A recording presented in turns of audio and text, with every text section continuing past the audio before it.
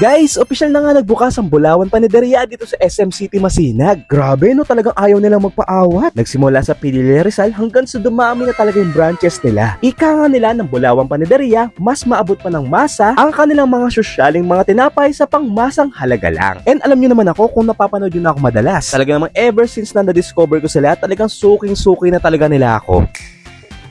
So yun guys, nandito kami sa Bulawan Panaderia dito sa SM City Masinag. At nandito sila sa May second level, at malapit sa may SM Cinema. sa may tapat lang din sila ng Fantasy World.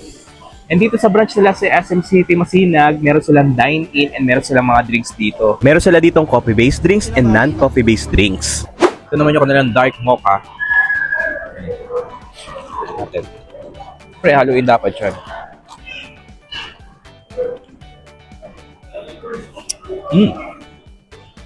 Uy, may sipa ng kape ah. Uy, bagong bagay na talaga siya sa partner sa mga tinapay nila. Kailangan ko ng tinapay. Wait lang. Bagay siya guys. Kaya na nga sinabi ko, pwede kayong mag-dine-in dito. Yan. Siyempre, kakain tayo. Hindi ko na maantay sa bahay kainin to. Siyempre, paborito ko to eh. Lalo itong ensaymada. Uy. Lagi nyo naman nakikita sa video, di ba? Na paborito ko to. Sa Bulawan Panaderia. Kainin natin, siyempre. Kinikilig ako. Kinikilig ko eh.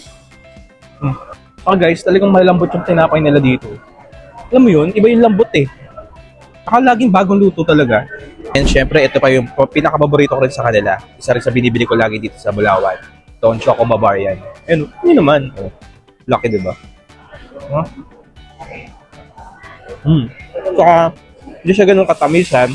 And may palaman talaga sa loob. Kaya ko umubos na itong anim sa isang upuan. Oo pero... Masarap talaga.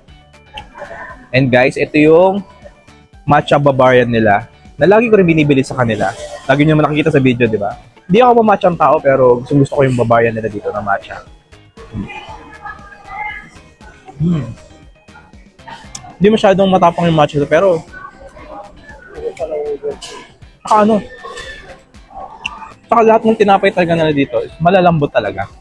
Hindi, walang eme yun malalambot talaga siya. Ito guys, first time ko lang matitikman sa Bulawan to yung kanilang egg pie. Kaya excited ako matikman. Yun o. Muna natin nga.